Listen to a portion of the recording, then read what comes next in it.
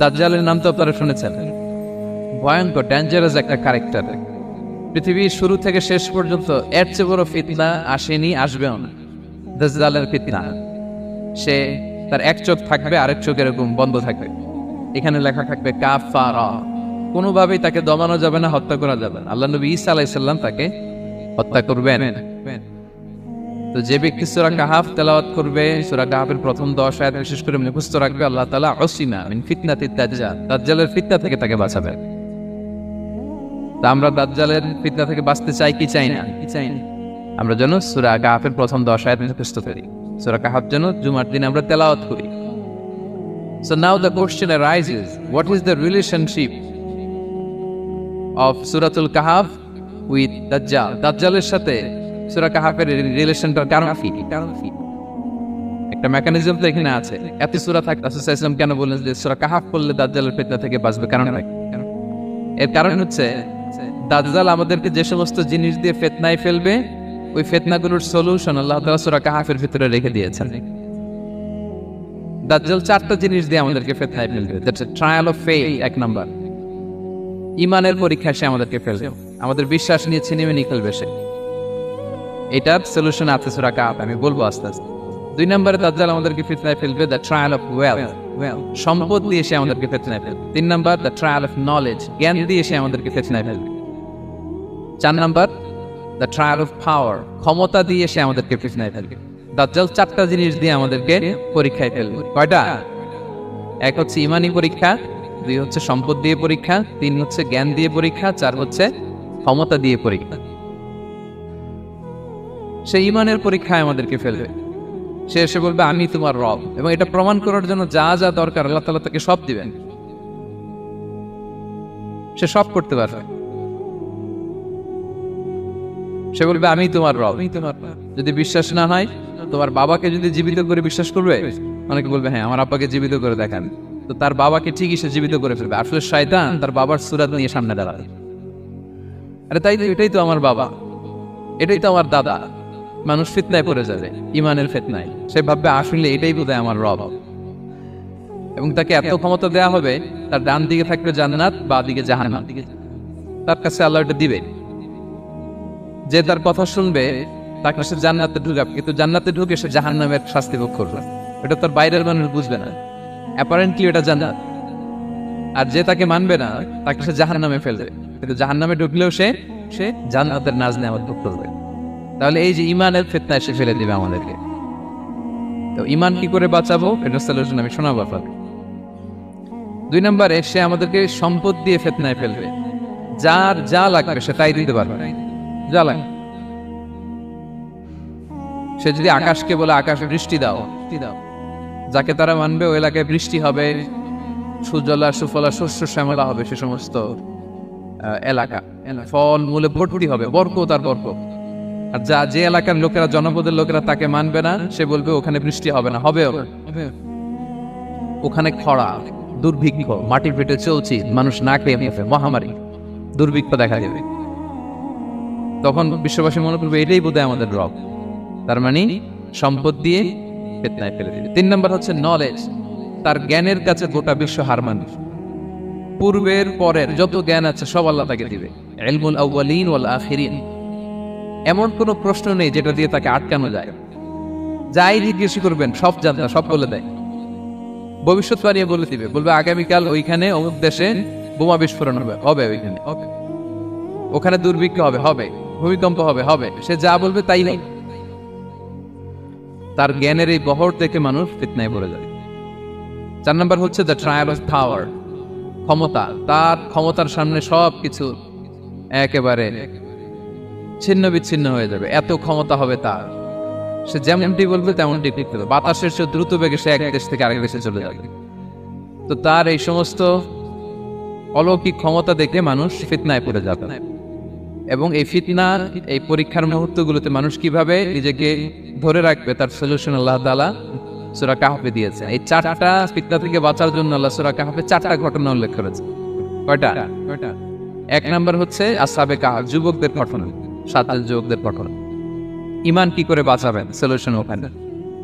সম্পদের ফিতনা থেকে কিভাবে নিজেকে বাঁচাবেন, এজন্য একজন বাগানওয়ালার ঘটনা আল্লাহ সেখানে। জ্ঞানের ফিতনা থেকে কি করে বাঁচবেন এজন্য আল্লাহ তাআলা মুসা আলাইহিস সালাম এবং খিজির আলাইহিস সালামের ঘটনা সেখানে উল্লেখ করেছেন। আর ক্ষমতার ফিতনা থেকে কি করে বাঁচবেন এটা বোঝানোর জন্য আল্লাহ তাআলা যুলকারনাইনের ঘটনা উল্লেখ করেছেন। চারটা ফিতনা থেকে বাঁচার জন্য কয়টা ঘটনা? চারটা ঘটনা। আমরা তাহলে একটা একটা করে ঘটনা শুনি, আমরা একটু উদ্ধার করার চেষ্টা করি যে কি কি সলিউশন আল্লাহ তাআলা আমাদের বাতাস দিলেন। এক নম্বরে হচ্ছে আসহাবে কাহাফের ঘটনা। এটা 250 খ্রিস্টাব্দের সময়কালে রোমান সাম্রাজ্যের একজন বাদশা ছিল, নাম দাকিয়ানিয়াস, প্রতাপশালী বাদশা, পৌত্তলিক, মূর্তির পূজা করতেন। ঈসা আলাইহিস সালাম বিদায় নিয়েছেন 200-250 বছর হলো। তো সব নবীর ধর্মই কিন্তু ইসলাম, যদিও আমরা নাসারা বলি, ইয়াহুদি বলি, সব নবীদের ধর্মই কি ইসলাম। তো তিনি ছিলেন পৌত্তলিক, মূর্তির পূজা করত। আর তার এলাকায় কেউ যদি ঈসা আলাইহিস সালামের নাম নিত, আখিরাতে বিশ্বাস করতো, আল্লাহ বিশ্বাস করতো, তাদেরকে তারা পাথর মেরে হত্যা করত। এজন্য ভয়ে কেউ ঈসাই ধর্মে ঈমান আনত না, মানে ইসলামে ঈমান আনত না। এই রাজার ভয়ে সবাই মূর্তির পূজা করতেন। কিন্তু 7 জন যুবক ছিল, তারা স্রোতে গা ভাসিয়ে দেয়নি, স্রোতের বিপরীতে তারা ঈমান নিয়ে দাঁড়িয়েছে। তারা ঈসা আলাইহিস সালামের রেখে যাওয়া সত্য ধর্মের উপর ঈমান এনেছে, আখিরাতে তারা বিশ্বাস করত। এই 7 জন যুবকের কথা ছড়াতে ছড়াতে রাজা দাকিয়ানুসের কাছে চলে যায়। উনি তো রেগে মেগে ডেকে পাঠালো 7 জনকে। তাদেরকে জিজ্ঞেস করলো, তোমরা কাকে মানো? বলতেছে এক আল্লাহকে মানি। সাহসী, খুবই সাহসী। বলতেছে তুমি কি জানো তোমরা কার সামনে কথা বলতেছো? আমি তোমাদেরকে মৃত্যুদণ্ড দিতে পারি। তারা বলে দেন, কিন্তু আমরা সব বিসর্জন দিলেও ঈমান বিসর্জন দিতে পারবো না। সুবহানাল্লাহ।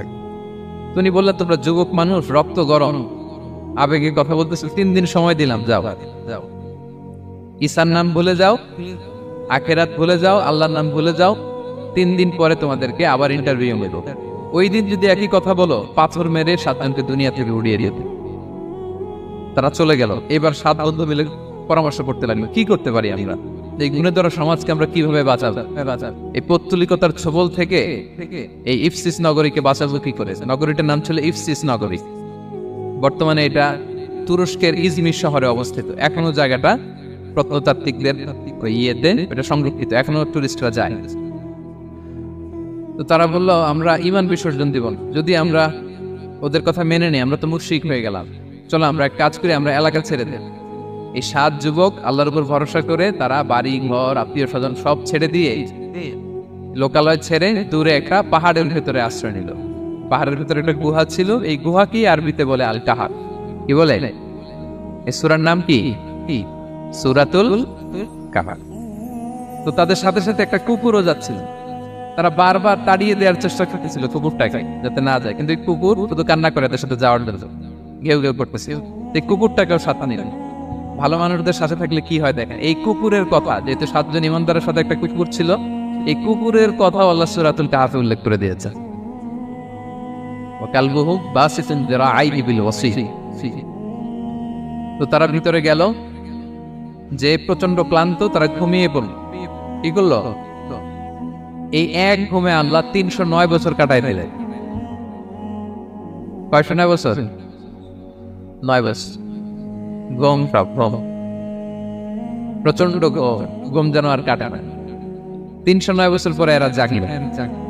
এখন খুব ক্ষুধা, ঘুমে আর মোর ভাঙতেছে। আর একজন জিজ্ঞেস করতেছে, কি লম্বা সময় ঘুম দিলাম বোধ হয় আমরা? একজন বলতেছে, হ্যাঁ মানে সারাদিনই ঘুমাইছি আমরা। আরেকজন বলতেছে, না না সারাদিন না, দিনের কিছু অংশ হয়তো ঘুমাইছি। আসলে কয় বছর ঘুমাইছে? 309 বছর। তো এদিকে সভ্যতার তো চেঞ্জ। এখানে ওই দাকিয়ানুস মরে, এর ছেলে মরে, এর নাতি মরে, পুতি মরে, এখন 6ষ্ঠ নম্বর রাজা আসছে। প্রজন্মের পর প্রজন্ম তো শেষ। 309 বছরে কমপক্ষে 4-5টা জেনারেশন চেঞ্জ হবে। তো জেনারেশন চেঞ্জ হয়ে, এলাকা চেঞ্জ হয়ে, তারা যে স্বপ্ন দেখেছিল এই ইফসিস নগরীতে কালেমার পতাকা উঠবে, তাদের স্বপ্ন আল্লাহ বাস্তবায়ন করেছে। 309 বছরের ব্যবধানে এই এলাকার সবাই মুসলিম হয়ে গেছে। আল্লাহ চাইছিলেন ওদেরকে দেখাবে এটা, যে স্বপ্নটা যে বাস্তবায়ন হয়েছে এটা দেখাবে। তো ঘুম থেকে উঠছে, একজনকে তারা বললো যে লুকায় লুকায় চাদর মুড়ি দিয়ে কিছু রুটি নিয়ে আসো বাজার থেকে, যাতে তোমাকে না চিনে। চাদর মুড়ি দিয়ে যাও। কিছু পয়সা ছিল, মুদ্রা দিয়ে দিস। তো সে যে যখন দোকানদারের কাছ থেকে রুটি নিয়েছে আর মুদ্রা দিছে, দোকানদার বলে, এই মুদ্রা কোথা থেকে আসলো? 309 বছর আগে মালয়েশিয়াতে রিঙ্গিট ছিল কিনা জানি না, যেভাবে ওরা ট্রানজাকশন করতে পারছে যেটা ছিল, ওইটা যদি এখন কেউ দেয় রাজধানী বিলাসে খাবার পাওয়া যাবে? হ্যাঁ হ্যাঁ। তো রুটিওয়ালা বলে তুমি বর্তমান সময়ের মুদ্রা দাও, এটা দিচ্ছ কেন? বলতেছে এটা তো বর্তমান সময়ের মুদ্রা। বলতেছে এই যে মুদ্রার মধ্যে দেখো কোন সালের সিল দেওয়া, এটা তো শত শত বছর আগে। বলতেছে কি বলে শত বছর আগে? আমি তো আজকে সকালেই বাজার করলাম, ওই বাজার করে যে টাকাগুলো ছিল ওইটাই তো পকেটে। বলতেছে বলে কি, নিশ্চয়ই তুমি গুপ্তধনের সন্ধান পেয়েছো, হিডেন ট্রেজার। বলো, মানে তার সাথে এদের কথাবার্তা কিছু মিলতেছে না। পরে তাকে ধরে ওই সময়ের রাজার কাছে নিয়ে গেছে। ওই রাজা আবার মুসলিম, সবাই মুসলিম সবাই।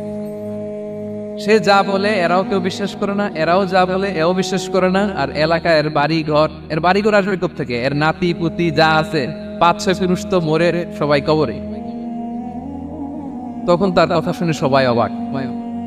তো এটা মিলানোর জন্য তারা 309 বছর আগে দাকিয়ানুস বাদশার সরকারি যে নথিপত্র, ওই পুরাতন ছিঁড়া নথিপত্র তারা বের করলো। বের করে দেখেন ঠিকই দাকিয়ানুস নামে এক বাদশা ছিল, আর অনেক শত শত বছর আগে মোস্ট ওয়ান্টেড 7 জন যুবক ছিল যাদের ব্যাপারে এক্সিকিউশনের অর্ডার ছিল।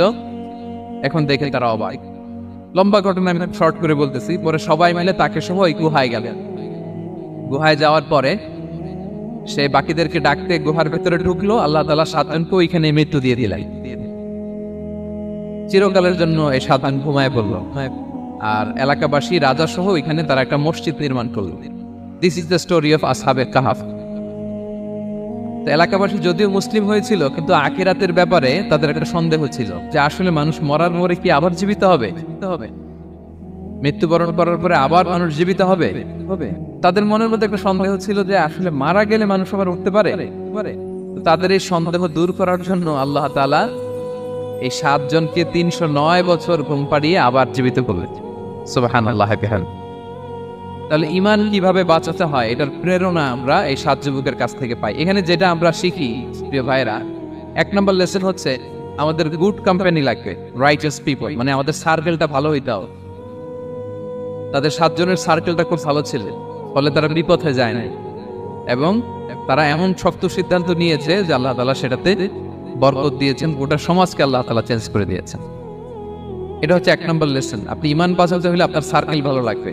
বুঝবেন যে এলাকায় যাবেন ওখানে নামাজি সার্কেল কারা আছে, ওখানে জ্ঞানী গুণী সার্কেল কারা আছে, ওখানে ভালো কাজ করতে চায়, একে অপরকে সহযোগিতা করে, কল্যাণের পথের যাত্রী কারা আছে খুঁজতে হবে আপনাকে। বুঝে ওই সার্কেলে আপনি যুক্ত হবে, তাইলে ঈমান বাঁচানো যাবে। ক্লিয়ার? 2 নাম্বার হচ্ছে conflict between believers and disbelievers is universal. সত্য মিথ্যার লড়াই এটা চিরন্তন, আজীবন থাকবে। এটা ওনাদেরও ছিল, এখনো আমাদের লড়াই করে যেতে হচ্ছে, আমাদের ভবিষ্যৎ প্রজন্মও করবে। এই লড়াইটা আমরা করে যেতে চাই। কি বলেন? হ্যাঁ, থামা যাবে না? আমরা থামতে আসিনি, আমরা এই লড়াইটা করে যাব। আমরা সত্যের কথা বলেই যাব ইনশাআল্লাহ। বলা ইনশাআল্লাহ। 3 নাম্বার হচ্ছে যে লেসনটা আমরা পাই, অনেকগুলো লেসন, আমি খুব প্রেসাইজলি বলতেছি। যুবকরা চাইলে একটা সমাজকে পাল্টে দিতে পারে। এই পৃথিবীতে যত বড় বড় বিপ্লব হয়েছে এগুলো যুবকরা এনেছে। তারা হচ্ছে সভ্যতা গড়ার কারিগর। আসহাবে কাহাফ আমাদের এই সময়ের নওজওয়ানদের জন্য প্রেরণা, তারা আমাদের জন্য প্রেরণার বাতিঘর। তারা যেমনি ঈমানকে রক্ষা করেছে, আমাদের যুবকরা চাইলেও তাদের ঈমানি চেতনাতে স্পিরিট দিয়ে সমাজটাকে পাল্টে দিতে পারে। কি বলেন? এখানে বেশিরভাগই তো যুবক। হ্যাঁ, গুড সার্কেলে থাকবেন তো আপনারা? সত্যের পক্ষে সবাই থাকবেন তো? আল্লাহ তাআলা কবুল করুন। আচ্ছা, এবার 2 নাম্বার ছিল সম্পদের ফিতনা, কিভাবে বাঁচবেন।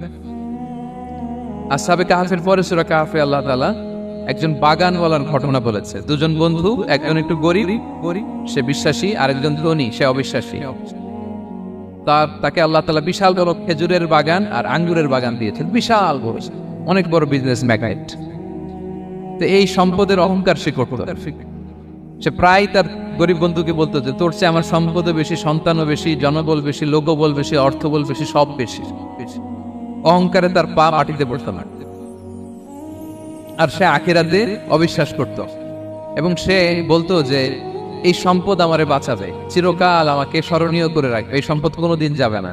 অনেক বড় বড় ধনীরা আছে, তারা এরকম মনে করে যে আমি এত বড় সিআইপি, হ্যাঁ, আমি এত বড় বিজনেস ম্যাগনেট, এই দিন বোধহয় আর চেঞ্জ হতে পারে না। আমার আজীবনই বোধহয় এত পাওয়ার থাকবে, এত সম্পদ থাকবে। এটা ভুল ধারণা। এটা কি ভুল ধারণা? এই যে তুরস্কে দুর্ভিক্ষ হইল না, আপনারা দেখছেন না যে অনেক সম্পদের মালিক বাড়ি ঘর ভেঙে রাস্তার পকেট, এখন ওই যে রিফিউজিদের জন্য যে খাবার আসছে ওখানে লাইনে দাঁড়াইছে, কারণ একটি লাইনে না দাঁড়ালে খাবারও তো মিলবে না। হাজার কোটি টাকার মালিক ছিল, ভেঙে চুরে সব শেষ। এখন রিলিফের ইয়ে নেওয়ার জন্য দুস্থদের কাতারে ওখানে দাঁড়াইছে, কারণ দাঁড়াইলেই কিছু খাবার পাওয়া যাবে, খিচুড়ি পাওয়া যাবে, তা না হলে তো খাবারটাও মিলবে না। এই যে বঙ্গবাজারে আগুন লাগলো আমাদের বাংলাদেশে, 20টা-25টা দোকান ছিল অনেকের যাদের অন্যান্য বিজনেস আছে তারা হয়তো সার্ভাইভ করতে পারতেছে, কিন্তু এমন অনেক ব্যবসায়ী ছিল সব শেষ, জ্বলে পুড়ে তার টাকা পয়সা পুঁজি সব শেষ। তো ধনীকে গরিব বানাতে আল্লাহর 1 সেকেন্ডও লাগে। ওই বিশাল প্রাসাদ থেকে টেনে ভাঙ্গা থালা হাতে দিয়ে রাস্তায় নামাইতে আল্লাহর কয় সেকেন্ড লাগে বলেন তো? 1 সেকেন্ডও লাগে না। সো এই লেসনটা কিন্তু আমাদের নিতে হবে, এবং ওই ব্যক্তির নসিবে তাই উঠেছে। সে যখন অহংকার করতেছিল, আল্লাহ তাআলা আকাশ থেকে একটা আগুন পাঠালেন। ওই আগুন এসে তার আঙ্গুরের বাগান, তার খেজুরের বাগান, বিশাল মাইলকে মাইল এই বাগান জ্বালিয়ে পুরে মুহূর্তের মধ্যে সারখার হবে, এবং মুহূর্তের মধ্যে সে পথের ভিখারি, ফকির। এই ঘটনাটা এনে আল্লাহ তাআলা সম্পদশালীদেরকে রিমাইন্ডার দিলেন যে এই সম্পদের ফিতনায় তোমরা পড়ে যেও না। আমরা সম্পদশালী হলে বাস্তবতা অনেক সময় ভুলে যাই। সূরাতুল হুমাজাতে আল্লাহ তাআলা বলেন, ইয়াহসাবু আন্না মালাহু আখলাদা। সম্পদশালীরা মনে করে এই সম্পদ আমাকে চিরকাল বাঁচিয়ে রাখবে, চিরকাল বোধহয় এই সম্পদ আমার হাতে থাকবে। না, এটা হাতের ময়লা, আজ আছে কাল নাই, যে কোনো সময় চলে যেতে পারে। এটা হচ্ছে ম্যাটেরিয়ালিস্টিক আউটলুক, বস্তুবাদী চিন্তা থেকে এই আমাদের ধনী ভাইদের এই সমস্যাটা হয়, ভোগবাদী চিন্তার প্রভাব আর কি। সম্পদ যখন হাতে থাকে ধরাকে সরাজ্ঞান করে, মনে করে যে সবই আমার কন্ট্রোলে। না, আপনারে ওই গরিবের কাতারে আনতে, ওই রিলিফের সম্পদ নেয়ার জন্য ওই লাইনে দাঁড় করাইতে আল্লাহর 1 সেকেন্ডও লাগে, এটা খেয়াল রাখতে হবে। আমরা যখন প্রাইভেট কারে চড়ি, মাঝে মাঝে অনেকে এসে হাত পাতে, এদেরকে ছোট করা যাবে না। গল্পটা আল্লাহ ভিন্ন করতে আল্লাহর 1 সেকেন্ডও লাগে। ওইদিকে আমি দাঁড়ায় হাত পাততাম আর উনি প্রাইভেট কারে বসে থাকতো, আল্লাহ চাইলে করতে পারতেন না, পারতেন। তো এখান থেকে আমাদের জন্য শিক্ষা হচ্ছে সম্পদ এটা ক্ষণস্থায়ী, আজ আছে কাল নাই, এটা ক্ষণস্থায়ী, এটাকে এভারলাস্টিং মনে করা যাবে না। এভারলাস্টিং হচ্ছে আখিরাত। ওয়ালাল আখিরাতু খায়রুল লাকা মিনাল উলা, আখিরাত তোমার জন্য দুনিয়ার চেয়ে শ্রেষ্ঠ। এবং আল্লাহ তাআলা দৃষ্টান্ত একটা দিয়েছেন যে দুনিয়ার জীবনটা হচ্ছে কামা, ওই পানির মতো যেটা আনজালনাহু মিনাস সামা, আকাশ থেকে নাজিল করেছি। ওই পানি ক্ষেতের মধ্যে পড়ে ফসল, ফুল ফসল হয়েছে। এরপরে যখন ফসল কাটা হয়, ওই ক্ষেত খামার এগুলো তৃণলতা হয়ে যায়, ভুসির মতো হয়ে যায়। তখন বাতাসের ঝাপটায় একবার এদিকে যায়, একবার ওদিকে যায়। অনেক লম্বা উপমা, আমি সংক্ষেপে বললাম। তো শেষ আউটপুটটা হচ্ছে এটা, সম্পদ এটা মুহূর্তেই চলে যেতে পারে। সম্পদ উপার্জন জায়েজ আছে, মুসলিমরা সম্পদ উপার্জন করতে পারবে, কোনো অসুবিধা নাই। আপনি যদি ধনী হন এটা ভালো, ফলে আপনি যাকাত দিতে পারবেন, অসহায় দুস্থদের সহায়তা করতে পারবেন, কন্ট্রিবিউট করতে পারবেন। আপনি সম্পদ হাতের মুঠোয় নেবেন, কন্ট্রোল করবেন, কিন্তু এই দিকে স্থান দিবেন, দ্যাটস ইট, তাহলেই হবে। আমরা সম্পদ কি করতে পারবো? উপার্জন করতে পারবো, কিন্তু হৃদয়ে স্থান দিতে পারবো না। হৃদয়ে স্থান থাকবে আখিরাতে। এই মাইন্ডসেট যদি আপনি গড়ে তোলেন, তাহলে সম্পদের ফিতনা আপনি কখনো পড়বেন না। এই পয়েন্টটা কি ক্লিয়ার? ক্লিয়ার। 3 নাম্বার ফিতনা ছিল কিসের ফিতনা দেখি কে বলতে পারে? প্রথমটা হচ্ছে বিশ্বাস বা ঈমানের ফিতনা, 2 নাম্বার হচ্ছে সম্পদের ফিতনা, 3 নাম্বার জ্ঞানের ফিতনা। জ্ঞানেরও কিন্তু ইলমেরও একটা গরম আছে, যার ইলম আছে তার মধ্যে এই সমস্যাটা কাজ করে। সেটার জন্য আল্লাহ তাআলা মুসা আলাইহিস সালাম, খিজির আলাইহিস সালামের ঘটনা বলেন। আমি খুব সংক্ষেপে বলবো, সময় কম। মুসা আলাইহিস সালাম হচ্ছে বনি ইসরাইলের নবী, আর খিজির আলাইহিস সালাম কেউ বলেছেন নবী, কেউ বলেছেন আল্লাহর ওলি। আসলে আরবিতে ওনার নাম খদির, আমরা বাংলায় বলি খিজির। খদির মানে সবুজ। উনি যে কোনো জায়গায় বসলে ওখানে মরা গাছ, লতা পাতা এগুলো সবুজ হয়ে যেত। অনুর্বর এলাকার উপর দিয়ে হেঁটে গেলে ওটা উর্বর হয়ে যেত। তো মুসা আলাইহিস সালাম একবার ওয়াজ করতেছেন এইভাবে বনি ইসরাইলের সামনে, খুতবা দিচ্ছেন। হঠাৎ এক লোক দাঁড়ায় বলে, ইয়া নবী আল্লাহ, মান আ'লামু ফিল আরদ, বর্তমান পৃথিবীতে সবচেয়ে জ্ঞানী কে? মুসা আলাইহিস সালাম বলেন, ফাকালা আনা, আমি। কি বললেন? উনি আসলে ভুল কিছু বলেন নাই, কারণ প্রত্যেক জামানার নবীকেই আল্লাহ তাআলা সবচেয়ে বেশি জ্ঞান দিয়ে পাঠান, কারণ তার কাছে ওহীর জ্ঞান আসে। অদৃশ্যের খবর আসে, ইলমুল গায়ব আসে, কিন্তু এই উত্তরটা আল্লাহ তাআলার পছন্দ হয় না। আল্লাহ তাআলা চাচ্ছিলেন মুসা যদি বলতো আল্লাহ তাআলাই জানে কে জ্ঞানী বা আল্লাহই সবচেয়ে জ্ঞানী, এরকম হলে ভালো হতো। কিন্তু মুসা আলাইহিস সালাম কি বলছে? আমি আমি একজন প্রশ্ন করলো সবচেয়ে বড় জ্ঞানী কে, উনি কি বললেন? আমি। এই যে আমি এটাতে ঝামেলা আছে।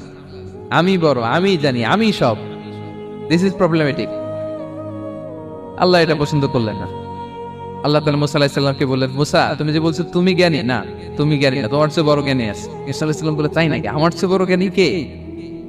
তো আল্লাহ তাআলা বললেন, ইযহাব ইলা মাজমাইল বাহরাইন, দুই সাগর বা দুই নদীর মিলনস্থলে যাও, ওখানে আমার এক বান্দা আছে তোমার চেয়েও জ্ঞানী। মুসা আলাইহিস সালাম বললেন তাই নাকি?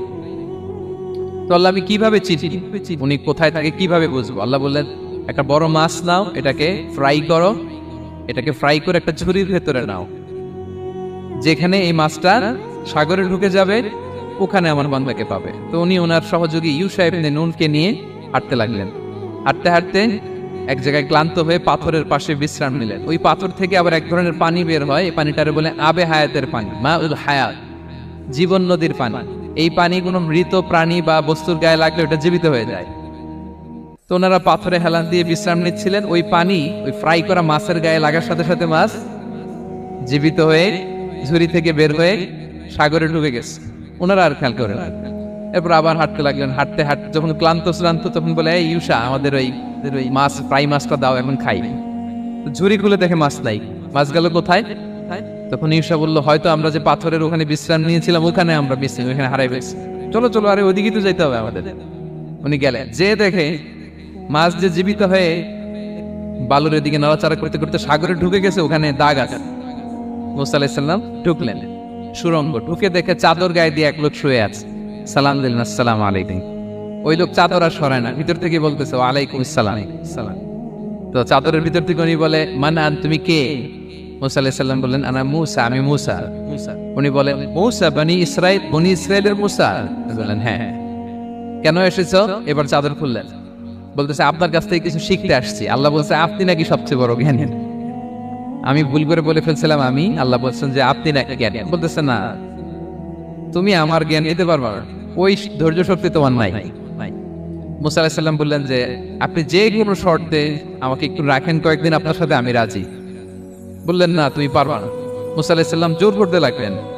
অবশেষে খিদির আলাইহিস সালাম রাজি হলেন।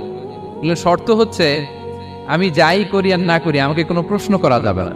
মুসা আলাইহিস সালাম বললেন ওকে। সফর শুরু হলো। সামনে নদী, এক লোক তাদের নৌকা দিয়ে নদী পার করাই দিল। নদী পারাপারের পর খিজির আলাইহিস সালাম লাঠি দিয়ে নৌকার তলাটা ছিদ্র করে দিলেন। মুসা আলাইহিস সালাম বললেন ইন্নালেন, এটা আপনি কি করলেন? ওরা আমাদেরকে নদী পার করে দিল, আর যে ভাড়াটা আসছিল এটাও নিল না, আমাদেরকে সম্মান দেখলো, আপনি নৌকা ছিদ্র করে দিলেন। খিজির আলাইহিস সালাম বলছে, এই যে আমি বলছিলাম না তুমি ধৈর্য ধারণ করতে পারবে না, যাও তোমার রাস্তায় তুমি আমার রাস্তায়। মুসা আলাইহিস সালাম আবার ক্ষমা চাচ্ছেন যে আপনি আমার ক্ষমা করেন, আমি তো ভুলে গেছি। আর প্রশ্ন করবেন। চলতে লাগলেন। হঠাৎ বাচ্চারা খেলতেছে, এক বাচ্চাকে ধরে হত্যা করলেন খিজির আলাইহিস সালাম। এবার তো মুসা আলাইহিস সালাম রেগে গেছে, আপনি করলেনটা কি? নিষ্পাপ ফুলের মতো শিশুকে হত্যা করলেন। খিজির আলাইহিস সালাম বলে, এই যে আমি জানতাম যে তুমি ধৈর্য ধারণ করতে পারবে না, তোমার রাস্তা এক, আমার রাস্তা এক, যাও। এবার মুসা আলাইহিস সালাম করজোর করতেছে যে this is the last chance, একটা ফাইনাল চান্স দেন, একটা সুযোগ দেন, আর আমি প্রশ্ন করবো, এটাই লাস্ট। বললেন ওকে ঠিক আছে।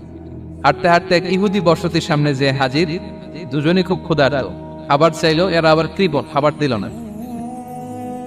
তো খিজির আলাইহিস সালাম বললেন ঠিক আছে, খাবার যদি দিচ্ছেন আমরা চলে যাই। যাওয়ার পথে দেখতেছে এই এলাকার একটা দেয়াল ভেঙে পড়ে যাবে। উনি বললেন মুসা চলো এটা ঠিক করে দেই। দুইজন মিলে প্রচন্ড ক্ষুধায় এটা সেটা এনে দেয়ালটা তৈরি করতেছে। মুসা আলাইহিস সালাম তো এমনি রাগী, পেটে আবার ক্ষুধা, আবার বলছে কিছু বলাও যাবে না। তিনি এবার আর প্রশ্ন করেন, বলতেছে ওরা এত কিপটামি করলো আর আপনি এটা করে দিলেন, আপনি তো চাইলে এটা টাকা নিতে পারতেন, পারিশ্রমিক নিতে পারতেন চাইলে। এই কথা বলার পর খিজির আলাইহিস সালাম বললেন হাদা ফিরাকু বাইনি ওয়া বাইনি, এখানেই তোমার আর আমার সেপারেশন, আর সামনে আগানো যাবে না, তোমার কোনো ধৈর্যই নাই।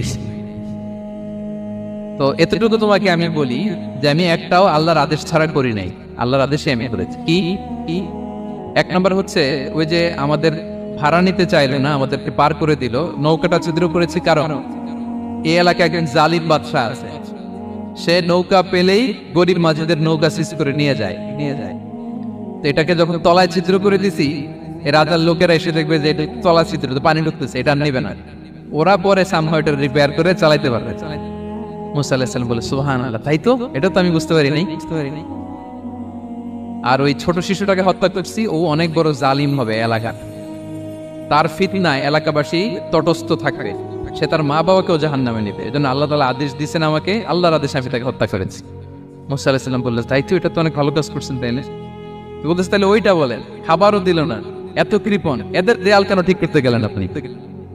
তখন তিনি বললেন যে আসলে এটা একটা ইয়াতিমদের ঘর ছিল, দুইটা ইয়াতিম শিশু, তাদের বাবা মা খুব ভালো ছিল, আর এই দেয়ালের নিচে আসে গুপ্তধন, এই দেয়ালটা পড়ে যাবে, এই গুপ্তধন তারা ছোট মানুষ নিতে পারবে না, এলাকাবাসী তাদেরকে বঞ্চিত করে নিয়ে যাবে।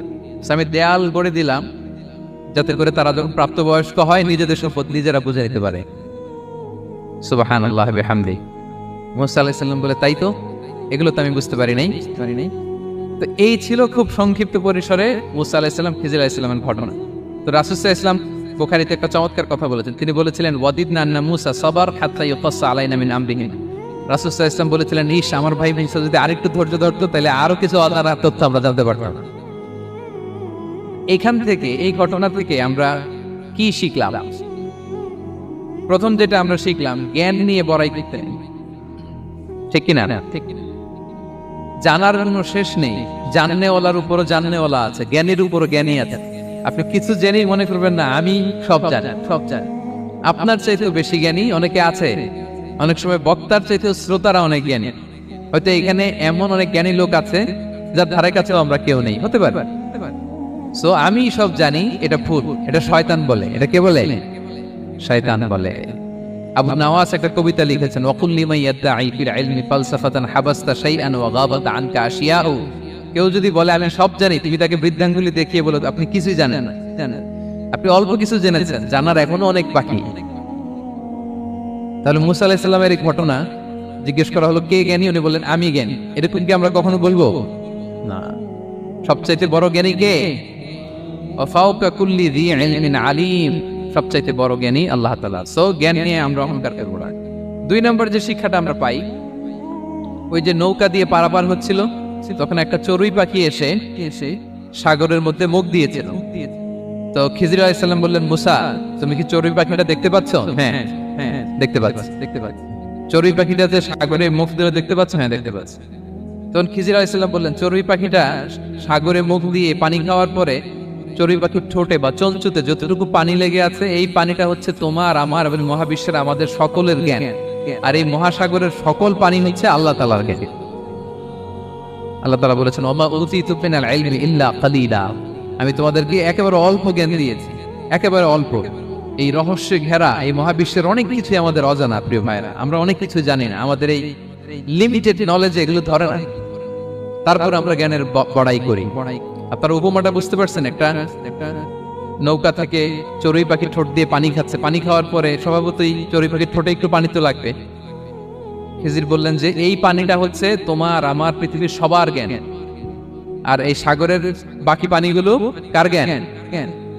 এবার বুঝতে পারছেন আল্লাহ তাআলার জ্ঞানের পরিধি। আমরা জ্ঞান নিয়ে যেন কখনো কি না করি, বড়াই না করি। জ্ঞান 2 ধরনের, একটা বাহ্যিক জ্ঞান, একটা অন্তর্নিহিত জ্ঞান। External knowledge, internal knowledge. আমরা যখন কোরআন হাদিস পড়ি আমাদের বাহ্যিক জ্ঞান অর্জন হয়। কোরআন হাদিস পড়লেই আপনি জ্ঞানী হয়ে যান। এটা কোরআন হাদিস পড়তে হয়, এটা ডাইজেস্ট করতে হয়, এটার উপর আমল করতে হয়। এই জ্ঞান অর্জন শেষে এরপরে আল্লাহর প্রিয় বান্দাদেরকে আল্লাহ অন্তরে ইলমের নূর দেন, ইলহাম দেন। That is the knowledge, that is the pure knowledge.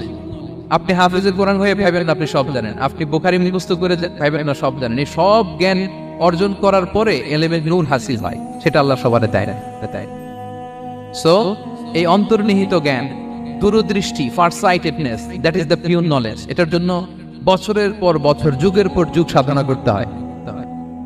সেটার জন্য এই জ্ঞান অর্জনের জন্য 3টা জিনিস করতে হয় ইলমের নূর অর্জনের জন্য। কয়টা? 1 হচ্ছে বিনয়, 2 হচ্ছে সফর, 3 হচ্ছে সবর। আবার বলি, 1 হচ্ছে বিনয়, 2 হচ্ছে সফর, 3 হচ্ছে সবর। আল্লাহ তাআলা আল্লাহর নবীকে তাওরাত দেওয়ার পরেও আরো ট্রেনিং সেশন করাইছেন খিজির আলাইহিস সালামের কাছে। যাও, ওনার কাছে গেলে তুমি ছোট হবা, উন্নত হবা। জ্ঞান যদি আমি নিতে চাই আমাকে ছোট হইতে হবে। ধরেন একটা গ্লাস থেকে একটা খালি গ্লাসে পানি ঢালবো, তো যেটাতে নেওয়া হবে এটা উপরে থাকলে হবে? যেই গ্লাসটার মধ্যে পানি আছে এটা উপরে থাকবে, ওইটা ব্ল্যাঙ্ক গ্লাসের মধ্যে পড়বে। আপনি নলেজ এলেম নিতে চাইলে আপনাকে নিচে থাকতে হবে, উনি উপরে থাকবেন। আপনার শায়েখ আপনাকে দিবে, আপনার উস্তাজ আপনাকে দিবে, আপনার মুর্শিদ আপনাকে দিবে। বুঝতে পেরেছেন? তাহলে আমাদেরকে হাম্বলনেস লাগবে, শিখতে হইলে হাম্বল হইতে হয়, বিনয়ী হইতে হয়। আচ্ছা, 2 নাম্বার সফর করতে হয়। এটা আল্লাহ মুসা আলাইহিস সালামকে দিয়ে করাইছেন, যাও যাও পিছে পিছে উস্তাদের পিছে পিছে ঘুরো। তো এজন্য সফর করতে হয়। এখন ঘরে বসে অনেক কিছু জানা গেল, উস্তাদের সান্নিধ্য লাগে, সফর করতে হয়। আমাদের ক্লাসিক আলেমরা হাদিস কালেকশনের জন্য শহরকে শহর সফর করতেন। এখন আমাদের আলেমরা দেওবন্দে যায়, মিশরে যায়, মদিনায় যায়, এখানকার মালয়েশিয়ান স্টুডেন্টরা দেশে বিদেশে যে নলেজ অর্জন করে। সফর আপনাকে লাগবেই। তাহলে বিনয়, সফর, 3 নম্বরে কি সবর, ধৈর্যশীল হইতে হবে। মুসা আলাইহিস সালাম বারবার প্রশ্ন করে ফেলতেছেন, বারবার অদাবঙ্গ করতেছেন, এরকম করলে হবে না। ধৈর্য লাগবে, ধৈর্যের বলে বলিয়ান হলে তখনই আপনার মধ্যে ইলম আসবে। তাহলে জ্ঞানের ফিতনায় পড়ার আর আমাদের কোনো সম্ভাবনা আছে? আমরা বিনয়ী হব, আমরা জ্ঞান আল্লাহর দিকে ফিরাই দেব, আমরা বলবো উনি সবচেয়ে ভালো জানেন। পারা যাবে তো ইনশাআল্লাহ? আচ্ছা, আমি একেবারে শেষ পর্যায়ে চলে আসছি, 2 মিনিটের মধ্যে শেষ করে দিয়েছি। 3 নাম্বার ছিল কিসের ফিতনা? 4 নাম্বার ক্ষমতার ফিতনা। এই ফিতনা থেকে বাঁচার জন্য সর্বশেষ আল্লাহ তাআলা যুলকারনাইনের ঘটনা বলেছেন। অনেক বড় বাদশা ছিলেন, পৃথিবীতে 4 জন বাদশা গোটা বিশ্ব শাসন করেছেন। 2 জন কাফির, 2 জন মুমিন।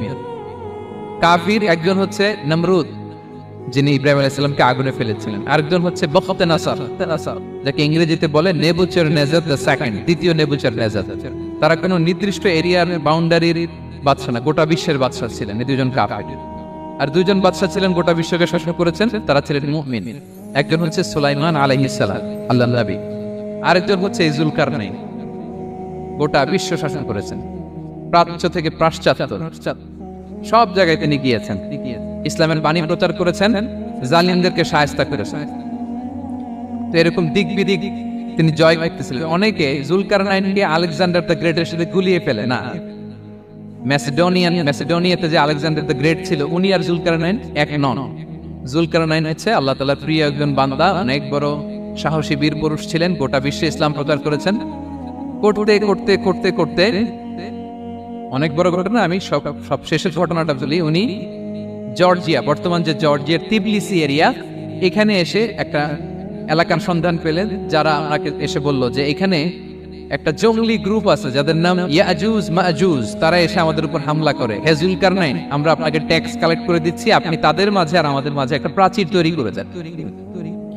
আপনারা ইয়াজুজ মাজুজের নাম শুনেছেন না? ইংরেজিতে বলে গগ ম্যাগগ। নূহ আলাইহিস সালামের 4 সন্তান ছিল, হাম, সাম, ইয়াফাস, কানাআন। এই ইয়াফাসের বংশধর হচ্ছে ইয়াজুজ মাজুজ, জঙ্গলি, হাজার হাজার শুধু বংশ বিস্তার করে। তারা এসে লোকালয়ে মানুষের উপর আক্রমণ করে, তাদের গবাদি পশু এগুলো ছিনিয়ে নেয়, ফলমূল খেয়ে ফেলে।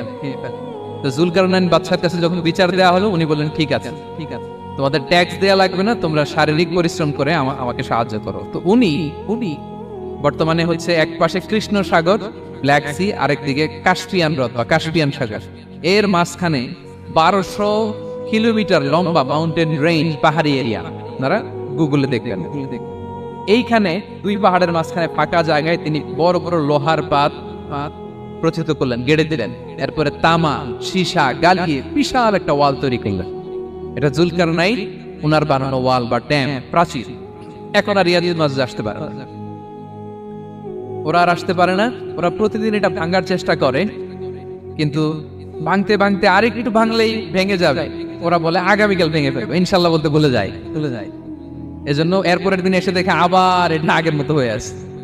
কিয়ামতের আগ দিয়ে ওদের মধ্যে এই ইনশাআল্লাহর প্রেরণা আসবে। তাদের একজন বলে উঠবে, আগামীকাল ইনশাআল্লাহ আমরা এটা ভেঙে খান খান করে দেব, ঠিকই ভেঙে ফেলবে। তখন তারা ভেঙে চুরে কোটি কোটি ইয়াজুজ মাজুজের দল এসে হামলে পড়বে। সামনে পড়বে তাবারিয়া সাগর। এক দল এসে তাবারিয়া সাগর এমন ভাবে খাবে, এই দল যাওয়ার পরে আরেক দল এসে এখানে যে সাগরে যে পানি ছিল এটা কল্পনাই করতে পারবে। তারা পৃথিবীতে ফিতনা ফাসাদ করবে। ঈসা আলাইহিস সালাম তখন আসবেন, দোয়া করবে আল্লাহ তাআলার কাছে মুমিনরা, একটা মহামারী দিবে আল্লাহ তাআলা ইয়াজুজ মাজুজের মধ্যে, ওরা মরে যাবে সব। এরপর বিশাল এক পাখি এসে তাদেরকে আল্লাহর মর্জি মাফিক এমন এক জায়গায় ফেলে আসবে, কেউ জানবে না। তো তারা যে পচে গলে মাটির সাথে মিশেছিল, এই গলিত লাশ থেকে মাটি ঠিক উর্বর হয়ে যাবে। এরপর আল্লাহ তাআলা পৃথিবীর কিন্তু বারাকা দিবেন, কিছু রোপণ করলে তাড়াতাড়ি ফুলে ফেপে বড় বড় ফল হচ্ছে। তো এটা কিয়ামতের আলামতের অন্য কোনো আলোচনায় হয়তো আমরা বলবো। তো জুলকারনাইন তিনি বিশাল এখানে প্রাচীর তৈরি করে দিয়েছিলেন, এবং প্রাচীর তৈরি করে দিয়ে তাদেরকে বলেছিলেন যে যতদিন আল্লাহ তাআলা চাইবেন এটা থাকবে, এবং যেদিন আল্লাহ তাআলার আদেশ আসবে এটা ভেঙে খান খান হয়ে যাবে। তার মানে দেখেন, এত পাওয়ারফুল, এত শক্তিশালী, এত ক্ষমতাধর হওয়ার পরেও তিনি তার ক্ষমতাকে কার দিকে ফিরিয়ে দিয়েছেন? যে আল্লাহ যতদিন চাইবে এই প্রাচীর টিকে থাকবে, যেদিন আল্লাহ তাআলার আদেশ আসবে এই প্রাচীর ভেঙে খান খান হয়ে যাবে। সো আমরা ক্ষমতার দেখা পেলে, চেয়ার একটা পেলে আমরা যেন জালিম হয়ে না উঠি, এটা হচ্ছে এখান থেকে শিক্ষা। আমরা যেন জুলুম না করি। উনি সম্পদের মালিক ছিলেন, ক্ষমতার মালিক ছিলেন, কিন্তু উনি যে আল্লাহর বান্দা এটা ভুলে যান নাই। আমরা যখন ক্ষমতাশীল হই, আমরা যখন প্রধানমন্ত্রী হই, আমরা যখন প্রেসিডেন্ট হই, আমরা যখন পাওয়ারফুল হই, আমাদের সবচেয়ে বড় পরিচয় যে আমরা আব্দুল্লাহ, আল্লাহর গোলাম, এটা আমরা ভুলে যাই। আমাদের আসল পরিচয় কি? আমরা আল্লাহর গোলাম। রাসূল সাল্লাল্লাহু আলাইহি ওয়াসাল্লাম একবার এক বৈঠকে 8 জন সাহাবীকে 8টা কমপ্লিমেন্ট দিয়েছেন, 8টা অ্যাপ্রিসিয়েশন দিয়েছেন। তিনি বলেছেন, আরহামু উম্মতি বি উম্মতি আবু বকর। দেখেন, 8 জন সাহাবীর 8টা গুণের বর্ণনা দিচ্ছেন। তিনি বললেন, আমার উম্মতের মধ্যে সবচাইতে রহম দিলের সাহাবী হচ্ছে কে? সবাই বলুন তো কে? আবু বকর রাদিয়াল্লাহু তাআলা। এত রহম দিলের ছিলেন, উনি যখন আল্লাহ রাসূল সাল্লাল্লাহু আলাইহি ওয়াসাল্লামের ইন্তেকালের পরে মসজিদে নববীতে যখন নামাজে দাঁড়াতেন, কান্নার চোটে উনি কেরাতই পড়তে পারতেন না। কমপ্লেন করতো সাহাবারা যে আমরা তো কেরাত বুঝি না, একটু স্পষ্ট করে পড়েন, কান্না একটু থামান। কেন কাঁদতেন? কারণ উনি যখন নামাজে দাঁড়াতেন ওনার ফিলিংসটা হতো এরকম যে কাইফা আকুমু মাকামা রাসূলিল্লাহ, আমি রাসূলের জায়গায় কিভাবে দাঁড়াই? এখানে তো আমার রাসূল দাঁড়িয়ে ইমামতি করেছেন, আমি নবীর জায়গায় দাঁড়িয়ে কিভাবে নামাজটা পড়াই? এই অনুভব থেকে উনি যে কাঁদতে শুরু করতেন, এই কান্নার ধাক্কায় উনি আর তেলাওয়াতই আগাতে পারতেন না। আরহামু উম্মতি বি উম্মতি আবু বকর। আমার উম্মতের মধ্যে সবচেয়ে রহম দিলের হচ্ছেন আবু বকর। ও আসাদ্দুহুম ফি আমরিল্লাহি উমর। দেখেন, প্রশংসা করতেছেন। আর আমার উম্মতের মধ্যে আল্লাহর দ্বীন বাস্তবায়নে সবচাইতে কঠোর হচ্ছে ওমর। মুনাফিকরা ওনাকে জমের মতো ভয় পেত, ইভেন শয়তান ভয় পেত। রাসূল সাল্লাল্লাহু আলাইহি ওয়াসাল্লাম বলেন, ওমর তুমি যদি এই রাস্তা দিয়ে হাঁটো, শয়তান যদি দেখতে পায়, শয়তান এই রাস্তা রেখে দিয়ে অন্য কোনো রাস্তা থাকলে ওইটা দিয়ে হাঁটে। সুবহানাল্লাহ। আমাদের অনেক সময় এমন হয় না যে আমাদের বাচ্চারা, ছেলেমেয়েরা খেতে চায় না, আমাদের নাতি নাতনিরা খেতে চায় না, মায়েরা খাবার নিয়ে পেছনে পেছনে ঘুরে, আর তখন ভয় দেখায়, এই রাত্রিবেলা তাড়াতাড়ি খাও, ওই যে বাঘ আসবে, বাঘ, বিড়াল আসবে, বিড়াল, তাড়াতাড়ি না খেলে কিন্তু ভূত আসবে, ভূত। এরকম বলেন আপনারা? বলেন না? এই দায়িত্ব তো আপনাদের কাঁধে থাকে না? তো ওই যে আমাদের বোনরা বলতে পারবে, বোনরা খাবার নিয়ে ঠিকই রাত্রিবেলায় বাচ্চাদের পেছনে পেছনে এরকম দৌড়াতে হয়। তো কি বলতে হয়? যে এই ভূত আসলো, ভূত, ওই যে বিড়াল আসলো, বিড়াল, কুকুর আসলো, এইগুলো বললে বাচ্চারা আবার ভয় পায়, তাড়াতাড়ি করে খায়। তো মদিনাতেও মদিনার বাচ্চারা খেতে চাইতো না। তো খেতে না চাইলে মায়েরা ভূত আসতেছে, ভাল্লুক আসতেছে, এগুলো না বলে বলতো, হা হুয়া ইয়াতি উমর, ইয়াতি উমর, তাড়াতাড়ি খাও, তাড়াতাড়ি খাও, ওই যে ওমর আসতেছে, ওমর। সুবহানাল্লাহ বিহামদিহি ওয়া আশাদ্দুহুম ফি আমরিল্লাহি উমর। আল্লাহর দ্বীন বাস্তবায়নে সবচেয়ে কঠোর ছিলেন ওমর রাদিয়াল্লাহু তাআলা আনহু। ওয়া আসদাকুহুম হায়াআন উসমান। সবচেয়ে লাজুক সাহাবী ছিলেন উসমান রাদিয়াল্লাহু তাআলা। শুধু অর্থ বলে যাই। ওয়া আকরাউহুম লিকিতাবিল্লাহি উবাই ইবনে কাব। সবচেয়ে কোরআনের ভালো কিরাত পড়তে পারতেন উবাই ইবনে কাব। আফরাদুহুম যায়েদ ইবনে সাবিত। উত্তরাধিকার বন্টনের নীতিমালা, ফারায়েজের জ্ঞান ছিল যায়েদ ইবনে সাবিত রাদিয়াল্লাহু তাআলা। ওয়া আ'লামুহুম বিল হালালি ওয়াল হারামি মুআদ ইবনে জাবাল। এই উম্মতের হালাল হারামের স্পেশালিস্ট সাহাবী হচ্ছেন মুআদ ইবনে জাবাল। আলা ওয়া ইন্না লিকুল্লি উম্মাতিন আমিনান ওয়া আমিনা হাদিহিল উম্মাহ আবু উবাইদা ইবনুল জাররাহ। সব উম্মতের একজন বিশ্বস্ত লোক থাকে, এই উম্মতের সবচাইতে বিশ্বস্ত লোক হচ্ছে আবু উবাইদা ইবনুল জাররাহ। দেখেন, 8 জন সাহাবীর 8টা গুণের কথা বললেন। আচ্ছা, রাসূল সাল্লাল্লাহু আলাইহি ওয়াসাল্লাম যখন সাহাবীদের প্রশংসা করেছেন, ওই সাহাবীদের কেমন লেগেছে বলেন তো? ফিলিংসটা ভালো লেগেছে না? হৃদয়ে জুড়িয়েছে, ইন্সপায়ার্ড হয়েছেন, মোটিভেটেড হয়েছেন, আরো ভালোর প্রতিযোগিতা কি করে করা যায়। সাহাবীদের মধ্যে সবচাইতে সুরেলা গলার কণ্ঠের অধিকারী ছিলেন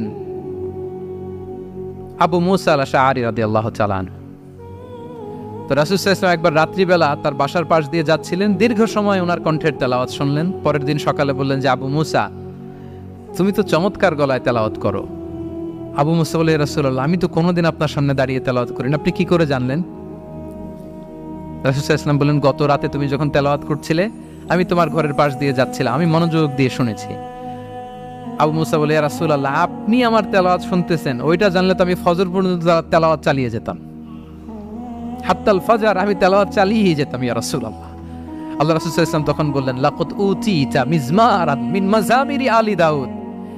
হে আবু মুসা, দাউদ আলাইহিস সালামের গলায় আল্লাহ তাআলা যেমনি সুরের ঝংকার দিয়েছেন, এই উম্মতের মধ্যে তোমার গলায় আল্লাহ সেই সুরের লহরী ঢেলে দিয়েছে।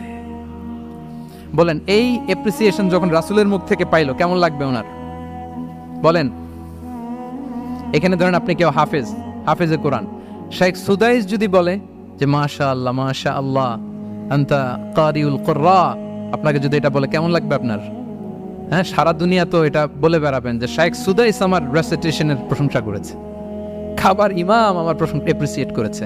আর স্বয়ং রাসূলুল্লাহ সাল্লাল্লাহু আলাইহি ওয়াসাল্লাম যখন বলে তোমার গলায় আল্লাহ সুরের ঝংকার ঢেলে দিয়েছে, তখন ওনার কেমন লেগেছে? এজন্য আপনার ছেলে মেয়ে স্ত্রী বন্ধু আপনার সার্কেলের কেউ কোনো ভালো কাজ করলে কৃপণতা করবেন না, এপ্রিসিয়েট করুন। রাসূল সাল্লাল্লাহু আলাইহি ওয়াসাল্লাম এপ্রিসিয়েশন আমাদেরকে শিখিয়েছেন। ইভেন মুখাইরিক নামে এক ইহুদি ছিল, মদিনার সব ইহুদিরা বিট্রে করেছে, কিন্তু এই মুখাইরিক নামে এক ইহুদি উহুদের যুদ্ধে মুসলিমদের পক্ষে লড়াই করে নিহত হয়েছে। সে তার কথা রেখেছে। মুসলিম সাহাবীদের শহীদদের লাশের সাথে যখন এই ইহুদি তার লাশও আনা হলো, রাসূল সাল্লাল্লাহু আলাইহি ওয়াসাল্লাম তার দিকে তাকায় বললেন, মুখাইরিক খায়রু ইয়াহুদ, Mukhayriq is the best among Jewish. তিনি বললেন, মুখাইরিক, এই পৃথিবীতে যত ইহুদি আছে এখানকার ইহুদিদের মধ্যে মুখাইরিক হচ্ছে সবচেয়ে শ্রেষ্ঠ ইহুদি। দেখেন, মুখাইরিক কোন ধর্মের ছিলেন? মুসলিম নাকি? কোন ধর্মের? ইহুদি হওয়ার পরেও তাকে এপ্রিসিয়েশন করতে রাসূল সাল্লাল্লাহু আলাইহি ওয়াসাল্লাম ভুলেন নাই। তাহলে আমরা যেন এপ্রিসিয়েটিভ মাইন্ডসেটের অধিকারী হই। কটা গেল? 10 নম্বরে হচ্ছে ফ্লেক্সিবল। 10 নম্বরে কি? ফ্লেক্সিবল, মানে কোনো বিষয়ে খুব অনড় হয়ে থাকা, এটা রাসূল ইসলাম ছিলেন না, ফ্লেক্সিবল ছিলেন। আমরা অনেক সময় বলি না যে ভাই আপনি কি 9টায় আসতে পারবেন না 10টায়? বলে আমি ফ্লেক্সিবল উইথ দিস, মানে যেটা বলবেন আমার সমস্যা, এরকম ইজি গোয়িং ছিলেন উনি, গো ধরে থাকতেন না, যে কোনো পরিস্থিতিকে সামলে নিতেন। ফ্লেক্সিবল হচ্ছে যে কোনো পরিবেশ পরিস্থিতির সাথে নিজেকে মানিয়ে নেওয়া, খাপ খাওয়া, নিজেকে সামলে নেওয়া, সলিউশন বের করে ফেলা, এটা রাসূল সাল্লাল্লাহু আলাইহি ওয়াসাল্লামের ছিল, এটাকে বলে ফ্লেক্সিবল মাইন্ডসেট। নাজরানের 60 জন খ্রিস্টান পাদ্রী এসেছিল মদিনায় দেখা করতে। কোন ধর্মের? খ্রিস্টান। সবাই আওয়াজ করে বলুন, কোন ধর্মের? খ্রিস্টান। এখন এত মানুষকে সম্মানিত মেহমানকে উনি কোথায় বসতে দিবেন? পরামর্শ করলেন কোথায় বসতে দেওয়া যায়। এক সাহাবী বলে, আমার কাছে কিছু খেজুর পাতা আছে, ওটা বিছায়া একটা জায়গা করে ওখানে বসি। রাসূল ইসলাম বললেন, না, দামি মেহমান, এটা হয়। আরেকজন বলে, বিকেল বেলায় তো সূর্য পড়ে যাবে, পাহাড়ের ছায়ায় উহুদ পাহাড়ের ওই পাশে যেয়ে বসি। রাসূল ইসলাম বললেন, না, এটাও তো হয় না। বলতে বলতে ওই 60 জন পাদ্রী চলেই আসছেন এই মানে বিদেশি মেহমান, ফরেন ডেলিগেশন। কি করবেন? রাসূল ইসলাম 60 জনকে মসজিদে নববীর ভেতরে নিয়ে বসালেন। সুবহানাল্লাহ পড়তে পারলেন না? মসজিদে নববীর ভেতরে বসালেন। এবং সিরাতে ইবনে ইসহাকে এসেছে যে তখন ওদের আবার ইবাদতের সময় হয়েছে, রাসূল ইসলাম তাদেরকে ইবাদতের সুযোগ দিয়েছেন। তাদের কিবলা পূর্ব দিকে, তারা পূর্ব দিকে হয়ে 60 জন ওখানে ইবাদত করেছে, তাদের ধর্ম রীতি অনুযায়ী সালাত আদায় করছে। দেখেন কতটা ফ্লেক্সিবল ছিলেন রাসূল সাল্লাল্লাহু আলাইহি ওয়াসাল্লাম। ফজরের সালাতের পরে ঘরে ঢুকেই আম্মাজান আয়েশাকে জিজ্ঞেস করতেন, কোনো খাবার আছে? আম্মাজান আয়েশা যদি বলতেন আছে, তিনি সেটা খেতেন। কোনোদিন যদি বলতেন না ইয়া রাসূলুল্লাহ, ঘরে তো খাবার নাই, তখন রাসূল সাল্লাল্লাহু আলাইহি ওয়াসাল্লাম বলতেন, ফাইন্নী সাইম, অসুবিধা নাই, খাবার যেহেতু নাই আমি রোজা রেখে দিলাম। কত ইজি গোয়িং। আচ্ছা, আমরা হলে কি করতাম বলেন তো? ফজরের পরে ঘরে গেছেন আপনি, বড় সাহেব না, এবার যাওয়ার পরে জিজ্ঞেস করছেন কি আছে, খাবার দাও। যদি বলে ঘরে কিছু নাই, কি বলবেন? দেখি কয়েকটা উত্তর আসুক। ফজরে মসজিদে অনেক কিছু করে টরে ক্ষুধা পেটে ঘরে গেলেন, যে বললেন যে টেবিলে বসে বললেন যে খাবার দাও, এখন বলে যে কিছু নাই ঘরে, কি উত্তর আসবে? এখান থেকে একটা উত্তর আসুক, বলেন কি বলবেন? হ্যাঁ, খবর আছে? এই তো, এদিকে বলেন, আপনি কি বলবেন? আপনারা আলহামদুলিল্লাহ বলে না, কিন্তু বাসায় বলে না। পিছনে ভাবিরা আছে, এখন কিন্তু রিপোর্ট নেওয়া যাবে সহজে। তো যদি আমরা আলহামদুলিল্লাহ বলি, that is called easy going and flexible mindset. এটাই হওয়া উচিত। খাবার থাকলে খেতেন, না থাকলে বলতেন okay I am fasting, it's not a big deal, ফাইন্নী সাইম। যেহেতু নাই কেয়ার করবো, আমি রোজা রেখে দিলাম, এরকম ইজি গোয়িং ছিলেন। দেখেন, his life was so simple but so special. হ্যাঁ, মুহাম্মদ সাল্লাল্লাহু আলাইহি ওয়াসাল্লাম তাহলে ফ্লেক্সিবল ছিলেন। কয়টা গেল? আর কয়টা বাকি? আচ্ছা, 5 মিনিটে শেষ করে দেই। 11 নম্বর হচ্ছে অপটিমিস্টিক মাইন্ডসেটের অধিকারী ছিলেন। অপটিমিস্টিক, প্যাসিমিস্টিক ছিলেন না, মানে ইতিবাচক চিন্তা করতেন সবসময়। সবসময় কি চিন্তা করতেন? আপনি আজকের এই হলরুমের কিছু ভুল ধরতে পারবেন না? যদি বলে যে কয়েকটা ভুল ধরেন, বলবেন যে এই সমস্যা, সাউন্ডের সমস্যা, ওইদিকে এটা নাই, ওইদিকে এটা নাই, এটা হচ্ছে ভুল। আপনি প্যাসিমিস্টিকটা ধরলেন। এবার যদি বলা হয় আজকের এই প্রোগ্রামের কয়েকটা পজিটিভ দিক বলেন, তখন আপনি কিন্তু কয়েকটা পয়েন্ট বের করতে পারবেন যে এটা ছিল একটা ইতিবাচক দিক, এই প্রোগ্রামের এটা ছিল একটা পজিটিভ দিক। তো রাসূল সাল্লাল্লাহু আলাইহি ওয়াসাল্লাম ওই পজিটিভ দিকগুলোতে ফোকাস করতেন। হ্যাঁ, come back positive, not go back negative.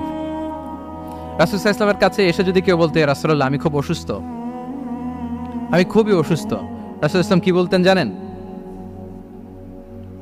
জি, রাসূল সাল্লাল্লাহু আলাইহি ওয়াসাল্লাম বলতেন লা বাসা আলাইকা তুহুরুন ইনশাআল্লাহ।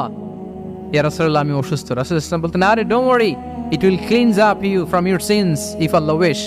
ইনশাআল্লাহ এতে তোমার যে গুনাহ টুনা আছে, পাপ আছে, এই পাপগুলোকে আল্লাহ তাআলা এই অসুস্থতা দিয়ে মোচন করে দিচ্ছেন। পড়েন সুবহানাল্লাহ। তাহলে আপনি অসুস্থতার মধ্যে একটু হালকা হলেন না, যে জ্বরে ভুগতেছি কিন্তু এই জ্বরে নাকি আমার গুনাহ মাফ হয়ে যায়। পেটের ব্যথায় আক্রান্ত, মাথা ব্যথায় আক্রান্ত, কিন্তু এটাতে নাকি আল্লাহ আমার পাপ মোচন করে দেয়, তাহলে একটু ভালো লাগবে না? তাহলে দেখেন, একটা কঠিন পরিবেশকে রাসূল সাল্লাল্লাহু আলাইহি ওয়াসাল্লাম সহজ করতেন। অসুস্থ শুনলেই লা বাস তুহুরুন ইনশাআল্লাহ, আর কিছু হবে না, আল্লাহ তোমার গুনাহ মাফ করে দিচ্ছে। অসুস্থ ব্যক্তি দেখলেই মাথায় হাত দিয়ে দোয়া করতেন, আল্লাহুম্মা রাব্বান নাস আযহিবিল বাস ইশফি আনতাশ শাফি লা শিফাআ ইল্লা শিফাউক শিফাআন লা ইউগাদিরু সাকামা। উজ্জীবিত হয়ে যেত অসুস্থ ব্যক্তি। আমরা কি করি? আমরা কি করি? কাউকে অসুস্থ দেখলে, রোগাক্রান্ত দেখলে, ওই রোগে সবচাইতে কষ্ট পেয়ে যে মারা গেছে তার ঘটনা বলা শুরু করি। হায় রে ভাই, আপনার ক্যান্সার, আমার এক খালা ছিল ক্যান্সারের 4th স্টেজে চলে গেছিল, 14টা কেমো দেয়া লাগছে, এই যে ফিরিস্তি একেবারে ওনার দাফন কাফন পর্যন্ত। এখন বলেন, ওই লোক যাও সুস্থ ছিল, এখন আর সুস্থ থাকবে? কথা বলেন, থাকবে? একটা দিব্যি সুস্থ মানুষকে যদি আপনি বলেন ভাই আপনাকে দেখতে কেমন যেন একটু রোগা রোগা লাগতেছে, অসুস্থ নাকি? এরপরে প্ল্যান করে ধরেন আপনি বললেন, উনি আবার ওদিকে যাওয়ার পরে আরেকজনকে প্ল্যান করে বলতে বললেন, বললো ভাই ব্যাপার কি, চেহারাটা কেমন শুকনা শুকনা। এরকম 5 জন বলার পরে ওই বিকেলে কাঁথা গায়ে দিয়ে শুয়ে ফেলবে বিছানায়। তবে আপনি অসুস্থ এমনি বানাই ফেলছেন। কিন্তু রাসূলুল্লাহ সাল্লাল্লাহু আলাইহি ওয়া আলিহি ওয়াসাল্লাম উনি বলতেন লা বাস আলাইক তুহুরুন ইনশাআল্লাহ, আরে সুস্থ হয়ে যাবা। এজন্য দেখতে গেলে আপনি উৎসাহিত করবেন, বলবেন আরে ভাই আপনার তো খুব সুস্থ লাগতেছে। কে বলছে আপনি অসুস্থ? অসুস্থতার কোনো ছোঁয়াই তো আপনার মধ্যে নাই। হ্যাঁ, you are looking very fine, চমৎকার লাগতেছে আপনার, কে বলছে? তো ভালো হয়ে যাচ্ছেন। এটা বললে উনি আশা পায়। আর আপনি যদি ওই রোগে সবচেয়ে কষ্ট পেয়ে যে মারা গেল, এই ঘটনা যদি ওনারে শোনান, উনি বাঁচবে বলেন? তাহলে আমরা মানুষকে উৎসাহিত করব, অপটিমিস্টিক হব, প্যাসিমিস্টিক হব না। এবার বলুন, হুনাইনের যুদ্ধে, কুইজ, হুনাইনের যুদ্ধ কত হিজরিতে হয়েছিল? কত? 7ম, 8ম? হ্যাঁ, মাত্র 2-4 জন বলতেছে। আমাদের ওই যে হাসানা ফাউন্ডেশনের একটা সিরা অলিম্পিয়াড চলতেছে, এটাতে অংশগ্রহণ করতে হবে আপনাদের। আমরা প্রতিদিন একটা করে কুইজ জানান দিচ্ছি মানুষদেরকে, একেবারে সব মুখস্থ হয়ে যাবে ইনশাআল্লাহ। তাহলে 8ম হিজরিতে হাওয়াজিন বনু সাকিব গোত্রের বিশাল ব্যাটালিয়ন নিয়ে ওরা আসছে, এবং ওরা আসছে যে আমরা শুধু একা যাব না, আমাদের স্ত্রী বাচ্চা কাচ্চা, আমাদের যার ঘরে যত সম্পদ আছে সব নিয়ে মরুভূমিতে যাব। এটা নিয়ে যাব কেন? সবার মধ্যে যেন ইন্সপিরেশন আসে যে যদি আমরা হারি, আমরা সব শেষ, আমাদের সম্পদও নিয়ে যাবে। আর এগুলো রক্ষার জন্য হলেও মুহাম্মদের বিরুদ্ধে আমাদেরকে জয়লাভ করতে হবে। কি টেকনিক দেখেন! সব যখন নিয়ে দাঁড়াইছে বিশাল বাহিনী, এক সাহাবী এসে বলল, ইয়া রাসূলুল্লাহ, কালকে তো আমাদের খবর আছে, এই বাহিনীকে আমরা কি করে পরাস্ত করব? ইয়া রাসূলুল্লাহ, এসে দেখুন, পাহাড় থেকে দেখুন কত বিশাল বাহিনী। রাসূল সাল্লাল্লাহু আলাইহি ওয়াসাল্লাম দেখা মাত্রই বললেন, তিলকা গনিমাতুল মুসলিমিনা গাদান ইনশাআল্লাহ। আরবি যারা বুঝেন, যে it will be the war booty for the Muslim community tomorrow ইনশাআল্লাহ। আরে এগুলো তো আমরা সব গনিমত আকারে ব্যাগে কইরা মদিনায় নিয়ে যাব। এই যুদ্ধে জয়লাভ করে যা আছে এগুলো উটে করে ওয়ার বুটি হিসেবে মদিনায় নিয়ে যাব। বলার সাথে সাথে সাহাবীদের সব ভয় দূর হয়ে গেল, আবার প্রাণ ফিরে পেলেন, সজীব হয়ে উঠলেন, উজ্জীবিত হলেন। তাহলে আমরা অপটিমিস্টিক হব, আমরা ইতিবাচক চিন্তা করব। এবং ইসলাম আল্লাহ তাআলার ব্যাপারেও আমাদেরকে ইতিবাচক ধারণা রাখতে উৎসাহিত করে। হাদিসে কুদসিতে আল্লাহ বলেন, আনা ইনদা যান্নি আবিদি বি, আমার বান্দার নিকট আমি তেমন, আমার বান্দা আমার ব্যাপারে ঠিক যেমন ধারণা করে। আপনি যদি ধারণা করেন আল্লাহ দয়ালু, ঠিক আল্লাহ তাআলাকে দয়ালু পাবেন। এখন বলেন আল্লাহর ব্যাপারে কার ধারণা কেমন? আল্লাহ তাআলা খুব প্রতিশোধ পরায়ণ না? প্রচন্ড রাগী, আমাদের সবাইকে জাহান্নামে দেওয়ার জন্য বসে আছেন না? তাহলে কি ধারণা বলেন তো? তিনি দয়াময়, তিনি মেহেরবান, তিনি আমাদেরকে অবশ্যই ক্ষমা করবেন, ঠিক কিনা বলেন? এই বিশ্বাস আল্লাহর প্রতি আমাদের সবার আছে তো? এই বিশ্বাস যদি থাকে, ঠিকই আল্লাহ তাআলাকে রহমান রাহিম হিসেবেই আপনি পাবেন। তাহলে আওয়াজ করে বলুন তো, এই নবরাত্রি হলকে উচ্ছ্বসিত করে আওয়াজ করে বলেন, আমরা সবাই অপটিমিস্টিক হব না পেসিমিস্টিক? অপটিমিস্টিক, ইতিবাচক হব। রাসূল সাল্লাল্লাহু আলাইহি ওয়াসাল্লাম অপটিমিস্টিক মাইন্ডসেটের অধিকারী ছিলেন। কয়টা গেল? লাস্ট হচ্ছে রেজিলিয়েন্ট। শেষ। I am going to conclude my speech today. Resilient হচ্ছে যাকে থামানো যায় না, আনস্টপেবল। সংকট কাটিয়ে ঘুরে দাঁড়ানোর সামর্থ্য যার থাকে তাকে বলে রেজিলিয়েন্ট। লেগে থাকার মানসিকতা, টিকে থাকার যোগ্যতা, সহজে হার না মানার যে অ্যাটিটিউড, এটাকে বলে রেজিলিয়েন্ট মাইন্ডসেট। রাসূল সাল্লাল্লাহু আলাইহি ওয়াসাল্লামকে আল্লাহ তাআলা এই মাইন্ডসেট দিয়েছিলেন। ওনাকে হারাইতে পারছে কেউ? জীবনের সাথে এটা সেট করে নেন যে আমি কখনো হারি না, আমি হয় জিতি নয় শিখি। আমি কখনো হয় জিতি নয় শিখি। এই মাইন্ডসেট যদি গ্রো করেন, আপনার হারাইতে পারবে কেউ? পারবে না। রাসূল সাল্লাল্লাহু আলাইহি ওয়াসাল্লাম, হি ওয়াজ আনস্টপেবল, হ্যাভিং আনবিলিভেবল সবর। ধৈর্যের পাহাড় নিয়ে, আনস্টপেবল অ্যাটিটিউড নিয়ে তিনি শুধু সামনে গিয়েছেন, পেছনে যান নাই কখনো। সীমাহীন কষ্ট আর সংগ্রামের মধ্য দিয়ে গিয়েছেন, থামাতে পারে নাই ওনাকে কেউ পারে নাই। ইয়াতিম হিসেবে জন্মগ্রহণ করলেন, পৃথিবীর আলো দেখবার আগে বাবাকে হারালেন, ছোট বয়সে মাকে হারালেন, পরে দাদাকে হারালেন, এরপর চাচাকে হারালেন। শিয়াবে আবি তালেবে জেল খেটেছেন 3 বছর। Physical torture, mental torture, life threat, হত্যা করার ষড়যন্ত্র হয়েছে। আল্লাহ তাআলা বলেছেন আজ রাতে হিজরত কর। ব্ল্যাক ম্যাজিক করা হয়েছে। লাবিদ ইবনুল আ'সাম, এক ইহুদিদের মিত্র, ওনাকে ব্ল্যাক ম্যাজিক করেছে। মারার জন্য খাদ্যে বিষ মিশিয়ে দেয়া হয়েছিল। বাজুর মাংস, খাসির বাজুর মাংস পছন্দ করতেন। খাইবারের এক ইহুদি নারী এই ছাগলের এই মাংসের মধ্যে বিষ দিয়েছিলেন।